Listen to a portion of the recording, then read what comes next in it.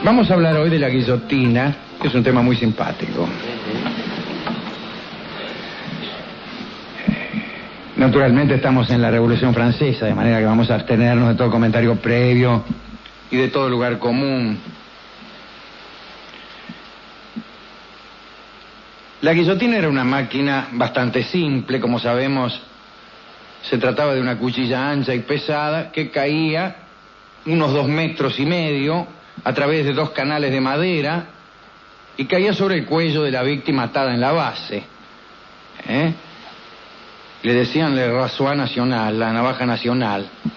Y lo cierto es que mataba tanto partiendo el cuello de la víctima al caer con fuerza como con la afilada hoja. Era el filo y la fuerza. Bueno, el doctor Joseph Guillotin, que fue representante popular en la Asamblea Revolucionaria, es considerado como el inventor de la guillotina, pero la verdad es que no la inventó. En el Renacimiento ya había máquinas para cortarle la cabeza a las personas. Por ejemplo, había una a la que llamaban la doncella, y había sido construida en Escocia en 1564. Esto no quiere decir, en otro orden de cosas, no. Cuando hablamos del Renacimiento suponemos que no estamos en Escocia en 1564. Pero Guillotin había diseñado su artefacto en tiempos del antiguo régimen, cuando todavía Luis XVI era rey. Sin embargo, hay que decir que por esos tiempos no eran aceptados los instrumentos de decapitación porque causaban la muerte con demasiada rapidez. Y se privaba a la ejecución pública de los rituales requeridos por el castigo. En todas las ciudades y pueblos del antiguo régimen se reunían grandes muchedumbres para asistir a los espectáculos del dolor físico. Y estas ejecuciones públicas tenían casi un carácter festivo. La cortesana y escritora Madame de Sévigné describió en una oportunidad una excursión que representó un respiro de sus deberes en la corte para ir a ver cómo se destripaba a 3 criminales y luego se los ahorcaba. Era una diversión de los macanudos ir a ver estas cosas. Al igual que las crucifixiones romanas, estas ejecuciones pretendían dramatizar el poder del Estado para causar dolor.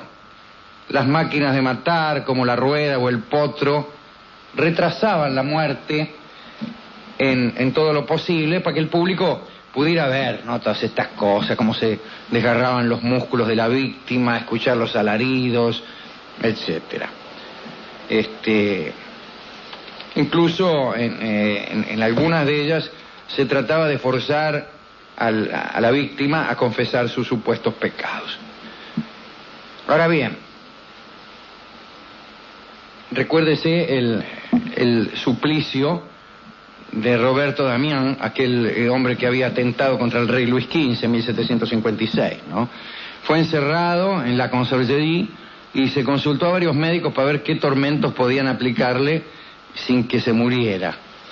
Y ahí lo llevaron a la Plaza de la Grève, había una multitud, y había 15 verdugos tratando de proporcionarle el mayor sufrimiento posible, y había mucha gente viendo esto.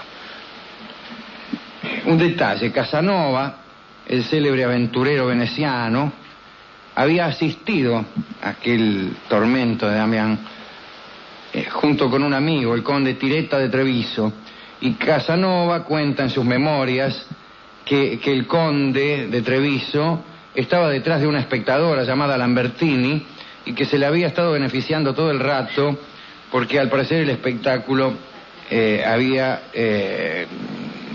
puesto a la muchacha en disposición amorosa. Pues bien, el doctor Guillotin rechazó aquellos suplicios prolongados. Señaló que la mayoría de los criminales quedaban trastornados después de 2 vueltas de rueda y que por lo tanto eran incapaces de optar por arrepentirse. Además pensaban que el criminal más abyecto tenía ciertos derechos naturales por lo que respetaba no sé lo que decía, en fin. Si es lo que dice aquí que decía, parece que él también había sido sometido a un par de vueltas de rueda. Bien. acá hay una cosa, mire, más allá de las cosas que digan los cronistas, las cosas de ocasión. Lo que cambia, no de golpe, no es Guillotin el que va a cambiarlo, pero lo que ha cambiado en la sociedad con respecto a la pena capital y a los tormentos es la idea de que al culpable hay que administrarle unos sufrimientos. En cualquier caso hay que privarlo de algunos derechos. La idea jurídica consiste más actualmente en la privación de unos derechos que no en la administración de un sufrimiento. Los derechos de los cuales pueden ser privados los condenados son, por ejemplo, la libertad o la misma vida, pero de ningún modo la administración de dolor. Esa es una idea que ha venido imponiéndose de a poco y que ya tiene vigencia prácticamente en todo el mundo. Jeremías Bentham justamente ha hablado acerca de estos asuntos. El carácter ritual de las antiguas máquinas de producir dolor, de los antiguos tormentos, el trabajo ritual de los verdugos, tenía más que ver con el miedo que estos espectáculos podrían causar en la población y el cálculo de que ese miedo iba a disuadir a aquellos que estuvieran a punto de cometer un delito. Esto es un error. Esto es no tener muy claro cómo funciona la naturaleza humana. Es muy difícil que la naturaleza humana calcule tan adelante. Imaginemos un señor que está a punto de estrangular, pongamos por caso, a su suegra. Y el hombre, pues, lleno de ira y de furor a causa del encono que siente por su suegra, se dispone a matarla, pero luego recuerda que hay una ley espantosa que lo va a condenar, vaya a saber a qué tormentos, y no estrangula a la suegra. No es así, no funciona así. Pero bueno, algún día vamos a hablar sobre esto, que tiene que ver incluso, lo hemos dicho aquí y lo saben todos los vigilantes, con la facilidad con que se confiesa. Y se confiesa porque se trata de eludir no el mal mayor, sino el mal más próximo. El mal que está presente, que es el interrogatorio. Entonces el tipo confiesa para que se termine el interrogatorio y ya no le importa tanto que esa confesión lo conduzca finalmente o a la cárcel o a la pena de muerte.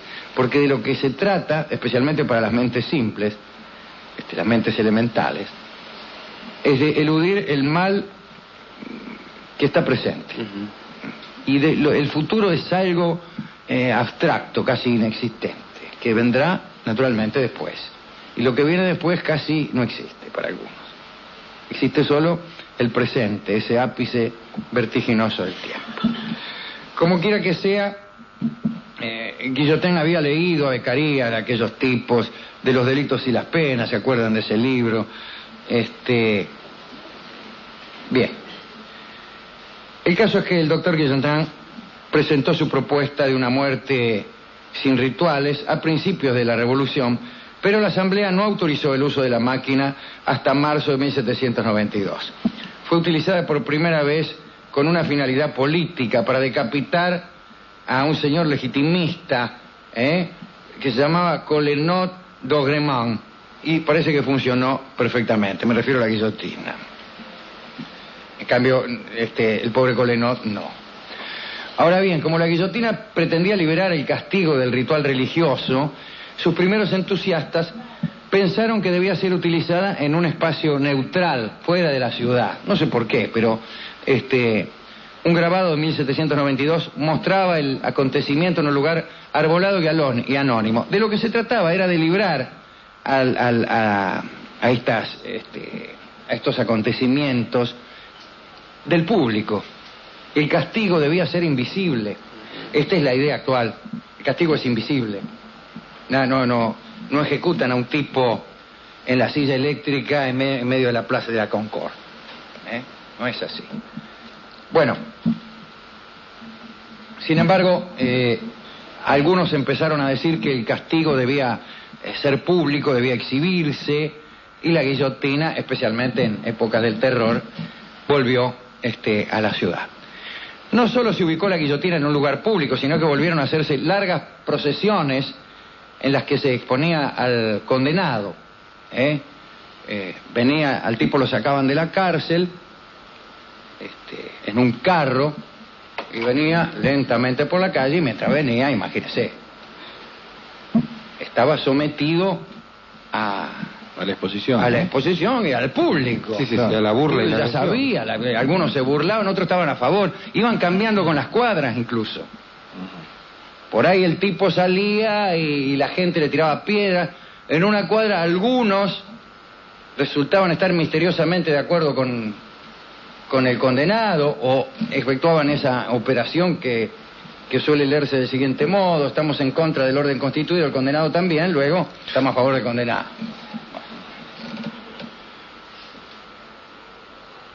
Hasta que llegaba penosamente el tipo ahí al patíbulo, ahí donde estaba instalada la máquina. Allí la actividad del pueblo cesaba de una manera repentina, ¿no? Porque el cuerpo del condenado entraba en un espacio libre del apoyo o del odio de la gente. Estaban todos muy rodeados de soldados, de funcionarios, la gente casi no veía, ¿no? Casi no veía. La plataforma del patíbulo no era en absoluto alta como para poder ver lo que ocurría a 30 metros de distancia, y además en las ejecuciones políticas el patíbulo estaba rodeado por hileras de soldados, así en las ejecuciones importantes podían concentrarse hasta 5.000 guardias. De este modo se rompía el contacto visceral entre los condenados y la muchedumbre. Es decir, se impedía que la muerte fuera un acontecimiento visible. La misma máquina impedía la visibilidad de la muerte, porque la cuchilla descendía tan rápido que en un momento se veía un ser humano atado con correas debajo de la cuchilla, y al momento siguiente ya era un cadáver inerte, no era tan fácil, ¿no? Por ese mismo motivo aparecieron cientos de cronistas que cubrían esa clase de hechos y se ponían cerca para describir ese momento en forma minuciosa. Cuando se decapitó a Madame Roland, hay toda una crónica. La cuchilla le cortó la cabeza, 2 enormes chorros salieron disparados, una cosa horrible, ¿no? Estas descripciones horrorosas, pero a la gente le gustaba. Y otra cosa que hay que decir es que el papel del verdugo cambió con la guillotina. Durante los tormentos del antiguo régimen, el verdugo era una especie de maestro de ceremonias, mostraba nuevos trucos a la muchedumbre y accedía a gentiles pedidos, ¿no? Pedidos de aplicar más o menos algún instrumento. Ahora el verdugo solo tenía que ejecutar un acto pequeño. Así que cuando hablo de las ejecuciones del antiguo régimen, me refiero a los tormentos.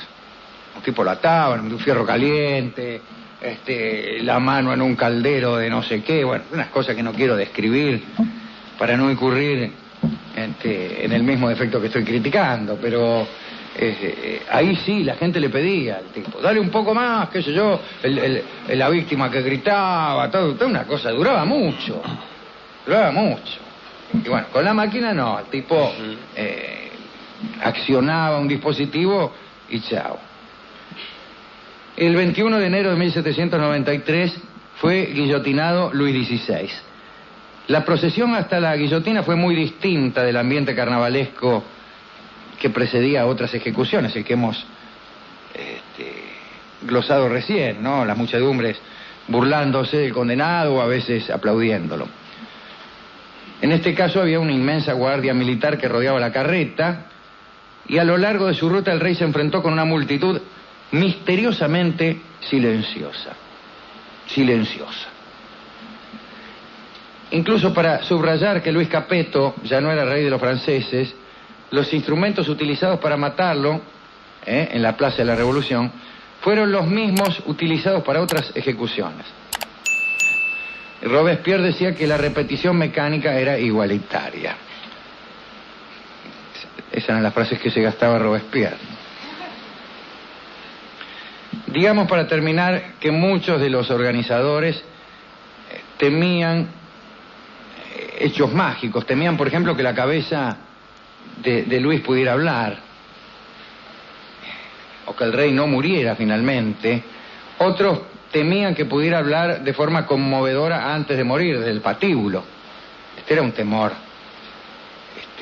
más razonable, ¿no? Imagínense que el rey pelara allí un discurso y que este discurso hiciera efecto entre la concurrencia. El caso es que intentaron neutralizar lo máximo posible las circunstancias de esa muerte. Una inmensa falange de soldados rodeó a la multitud mirando hacia al interior del episodio. 15.000 soldados siguieron de aislantes. Las primeras personas comunes estaban a 300 metros del lugar. Nadie pudo escuchar nada, como tampoco se pudo ver el momento en que el verdugo Sansón levantó la cabeza de Luis XVI. Todo se desarmó rápidamente y sin gestos grandilocuentes para acusar indiferencia ante un acto de enormes implicancias políticas. La guillotina vino a traer ciertamente unos vientos humanitarios, pero decir que una máquina de matar es humanitaria parece un poco paradójico, verdaderamente. Sin embargo, el ansia de la gente por presenciar estos episodios, diría que no murió aún, que no ha muerto aún. Es increíble cómo la gente se amontona para ver estas cosas, allí en la medida en que algunas grietas de las organizaciones penales se lo permiten. En general, todas las ejecuciones, las pocas que vienen quedando en el mundo, se realizan en la más estricta intimidad. Se ha comprendido, y me parece que muy bien, que la intimidación y el temor de padecer uno en carne propia los tormentos que está presenciando no funcionan, y aun cuando funcionaran verdaderamente son ajenas al respeto por la dignidad humana, ¿no? Así que por suerte el avance jurídico es muy considerable. No tan considerable es el avance de la naturaleza humana respecto a esta ansia de presenciar lo morboso, aquello que viene a saciar nuestros costados más bestiales. El pobre doctor Guillotin inventó una máquina inspirado por autores como Beccaria, que era un tipo que realmente un hombre que pensaba en el respeto por el ser humano, y sin embargo el apellido, al oír su apellido tenemos ciertamente una imagen siniestra, pero era inevitable, ¿no? ¿A quién podemos dedicar esta breve recordación de lo que eran los rituales o los episodios jurídicos en el que se ponía en funcionamiento la guillotina? Bueno, al pobre doctor Guillotin, que ni siquiera inventó, que más que nada reactualizó la idea de una máquina que atenuara los sufrimientos. Bueno, una buena manera de atenuar los sufrimientos de la víctima cuando muere es no matarla, pero bueno, esta es otra discusión, no tan sencilla ni tan liviana como parece. La discusión acerca de la pena de muerte es una discusión ardua. El argumento principal en contra de la pena de muerte es el error, la posibilidad del error, ¿no? El error en ese caso no se puede remediar, pero es una discusión en la que han participado altas inteligencias y altos cacúmenes jurídicos, de manera que no es tan sencillo, que mire si van a matar a un tipo. No sé. Pues entonces le dedicamos a este amigo, al pobre Guillotin, a Joseph Guillotin, esta charla sobre su espantoso aparato. Pero también a Casanova, que alguna vez fue cronista de cosas que sucedían en aquellos actos, al conde Tireta de Treviso, que era amigo de Casanova y que iba a ver las ejecuciones, pero no tanto por el placer morboso de ver cómo alguien moría, sino por el otro placer mucho menos morboso y mucho más mundano de ver cómo una señorita vivía. Y a la señorita llamada Lambertini, que estaba en disposición galante, también. No importa las causas de esa disposición galante. El caso es que estaba en disposición. ¿A quién otro podemos dedicar? Bueno, a todas las víctimas, pobres de la guillotina, que ya después pasó a tener una virtud mucho más morbosa, ¿no? Esta rapidez, que al principio era una bendición para las víctimas, después fue una bendición para los verdugos. De lo que se trataba era de acelerar el trabajo y poder ejecutar mayor número de personas en un día, ¿no? Eso es una porquería también. ¿Con qué vamos a ilustrar esta charla acerca de la guillotina?